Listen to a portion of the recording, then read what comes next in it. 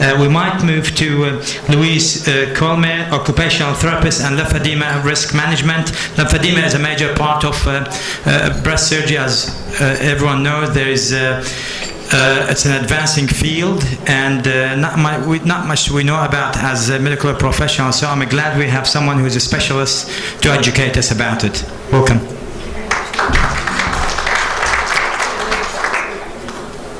Well, good afternoon, ladies and gentlemen, and thank you for the invitation to present at this meeting.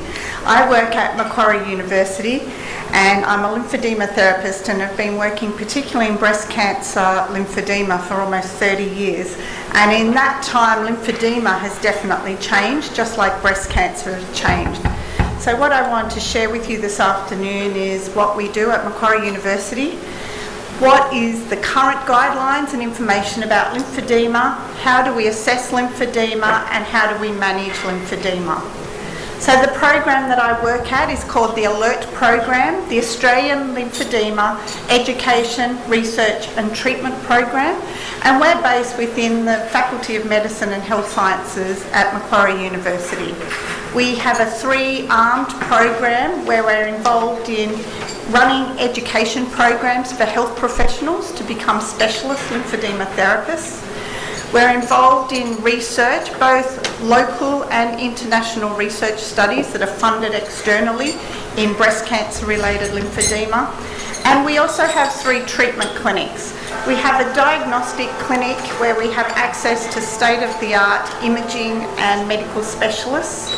And we have a conservative and surgical program where we offer best practice management for the assessment and management of lymphedema. So when we talk about lymphedema is really a survivorship issue following breast cancer. You can be sitting in this room and may have had breast cancer diagnosis and treatment, but until you develop lymphedema, you can often hide the fact that you've had breast cancer in a professional or work or social situation.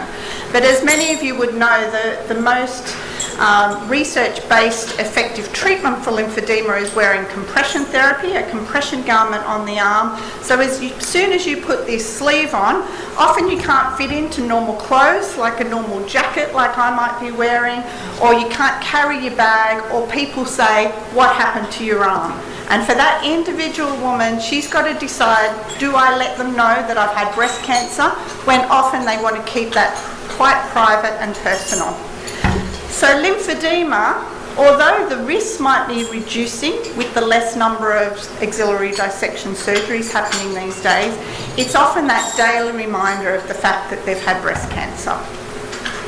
And with that, it impacts women's lives physically, functionally, psychologically, and also economically, because the cost of treatment, and there's limited public service treatment available, so it is quite a significant impact for those diagnosed with breast cancer. We know that the risk factors for developing lymphedema depends on the extent of surgery and whether a lymph node dissection is performed. We probably say these days, since the development of sentinel node biopsy, that 40% of women are still having an axillary lymph node dissection. And if that's the case, 20% of those women are at risk of developing lymphedema in their arm. If they're just having sentinel node biopsy, as James mentioned for that case study earlier, the risk is about 5 to 8% from the SNAP trial, in the Australian SNAP trial recently published. If we add radiation to the axilla, then the risk increases to about 30%. And these other factors here, whether someone has a trauma to the at-risk side, if they've had episodes of infection, if they have a high BMI at the time of the diagnosis of their breast cancer, or if they're immobile, all increase their risk for developing this condition, lymphedema. We know too that one of the taxane family of chemotherapy drugs can also not necessarily increase their risk because of the Taxol itself, but what they solubilise it with can actually retain fluid. So all of these factors need to be considered when a woman's diagnosed with breast cancer, because the key message that we want is to try to detect it early, and rather than waiting for a full-blown lymphedema to develop. So the early warning signs of lymphedema are often vague, and with lymphedema, it's not something that occurs necessarily during a person's intensive treatment for their breast cancer. It's often happening after they've finished their surgery and chemotherapy and radiotherapy, and then they start getting problems with their arm, which is often that distressing psychological impact for them as well. But the initial feelings that women may be developing, which could be associated with lymphedema, are if they report feelings of heaviness in their arm, a general dull ache in their arm. We have to be careful that often women think anything to do with their arm is lymphedema, and that's not necessarily correct. It could be that they've got some musculoskeletal tightness that isn't related to lymphedema. So we need to be considering rehabilitation for these women from the time of their surgery so that we can look and see, have they had any pre-morbid conditions with their arm? Have they had a shoulder problem, arthritis, a tendon tear, something before their surgery that can help guide us with their rehabilitation afterwards? But the key message that I'd like you all to take home today is that if you have a patient that has a diagnosis of breast cancer and is potentially at risk of lymphedema, then early detection and early management is going to give us much better results. So what do we need to advise our patients about in reducing their risk for lymphedema? There's been a lot of change in how we educate our patients to the last 25 years or so. I'm often now telling women the exact opposite to what I was telling them 25 years ago. And the unfortunate thing with lymphedema is that there's lots of myths out there about the causes and do's and don'ts with lymphedema. And I think sometimes anaesthesists and medical oncologists get very upset that women get so protective of their arm because of information that was said to them 20 years ago. So my key message to my patients is, even if they're at a 20% risk of developing lymphedema, that means they're at an 80% risk of not developing lymphedema. And we want to work with the individual to have that 80% risk of not getting lymphedema. So the key message I want them to do from a physical and functional point of view is get back to all of their normal activities. So after the initial recovery from surgery, I'm wanting them to get back to their home activities, to their work activities, to their leisure and exercise activities. But what I want them to be aware of is to be in tune with their body, be in tune with their arm, with symptoms that they may feel, so that they don't overdo things. So we know that if a woman starts painting a room with her at-risk arm and keeps going despite feelings of heaviness, aching, and maybe a little bit of puffiness or jewellery feeling tight in their arm, we want them to stop when they notice symptoms, take a break, have a rest, and see if the symptoms settle. But ultimately, we want to get them back to doing all their normal activities. In the past, we used to say protect the arm and don't use it. That's certainly out the window now. We also want women to try to maintain a healthy weight, and exercise is really important. We know these days that exercise during and after their cancer treatment is one of the best things they can be doing. And some of your patients might report significant side effects from some of the hormone drugs and aromatase inhibitors that they have to take for 5 to 10 years after their treatment. I try to get my patients to encourage them to do exercise to try to reduce their risk of recurrence, cancer recurrence, reduce their risk of lymphedema, and also get them back doing normal activities. So I hope when you get home today, you start doing some exercise. It'll keep us all brain, mind better. We want them to look after their skin because we are aware of the lymphatic system, and any cuts, scratches, burns, bites, break to the skin can potentially be a risk factor for developing an infection because of the surgery that they've had. And I'm sure those of you who are seeing these women in your practices may have seen episodes of cellulitis, and we know those at risk of lymphedema certainly have higher risks of developing cellulitis. So skincare is good, and encouraging patients to massage their skin with moisturising cream and directing it to the axilla.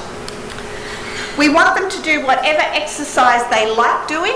If we say every woman's going to go wants to go to the gym, that's great. But if they've never been to the gym, they're probably never going to want to walk into a gym. So we want them to do what they like and feel comfortable doing. So if that's walking, that's great. Get them out and maybe carrying a little weight or their drink bottle to move their arms and get those muscles pumping.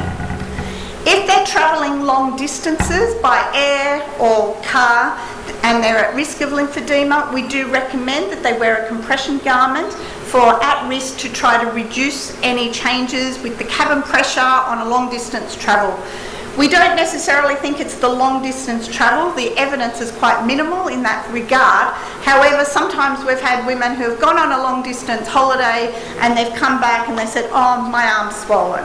We don't actually know whether it's the trip, the aeroplane flight, or whether it's the fact they were rushing around and doing all different things before they left and now have noticed that their arm is swollen.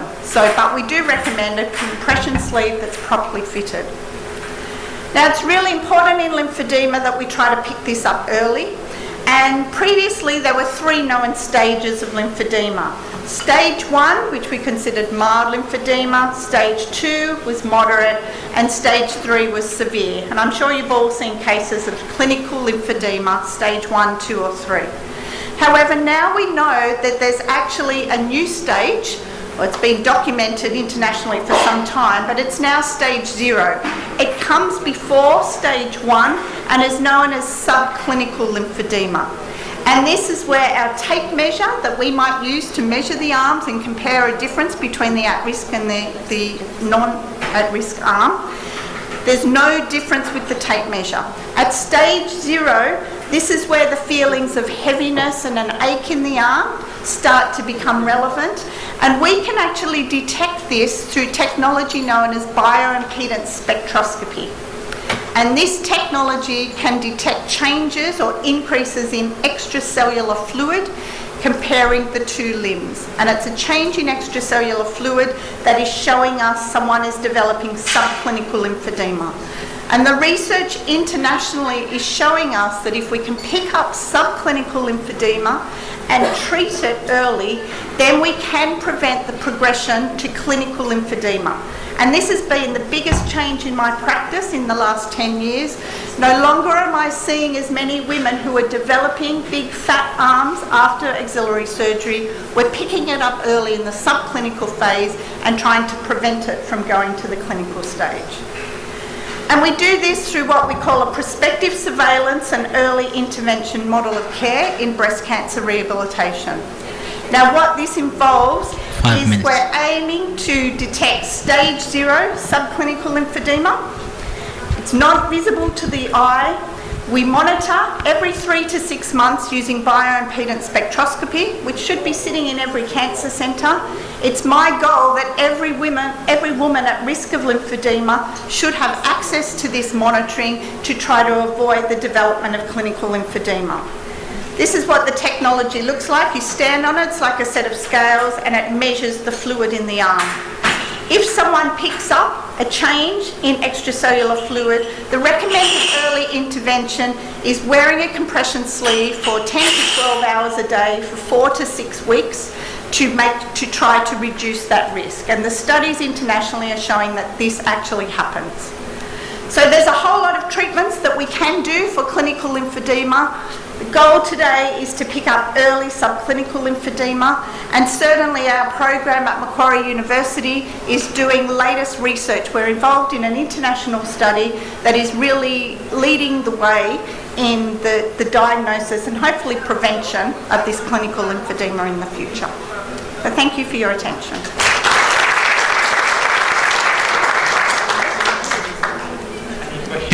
Any questions? Yeah, Marwan.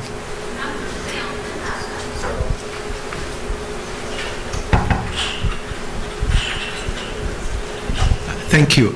You mentioned about the compression sleeve. If we're talking about stage 2 or 3, and you've used compression sleeve 6 weeks, no much improvement, do you recommend ongoing use if the arm, even though the arm diameter or the circumference is not coming down? Yes, so if someone develops clinical lymphedema, so they've got an actual volume difference, There's two phases of treatment. The first phase of treatment is we have to try to reduce that volume, and we do that by intensive bandaging of the arm for generally 4 to 6 weeks. So they wear the bandages on the arm, they're replaced every 24 hours to try to reduce that volume. And then after we've got a plateau in the reduction, then we measure them for a custom-made compression sleeve that they wear then to maintain the volume. And if they don't continue wearing that garment, then we see the volume increasing again. And then as associated symptoms of heaviness, aching, clothes not fitting and things like that. So will most likely be lifelong? That's right. So clinical lymphedema is a chronic lifetime condition. Thanks very much. What's the complication of this bandaging? So there's no real complications of the bandaging. The bandaging really reduces the volume, and then we maintain it in these specially made compression sleeves. Long life, when you apply the bandage for hours. Yeah, so what we do is we get the women to move their arms while they're on the plane. So on a long distance flight, we say do some exercise once an hour while they're awake. Also keep hydrated, keep drinking water. That means they've got to get up and go to the bathroom. So again, they're moving. It's that immobility that probably the lymph system becomes sluggish. Thanks very much. Thanks very much, Louise.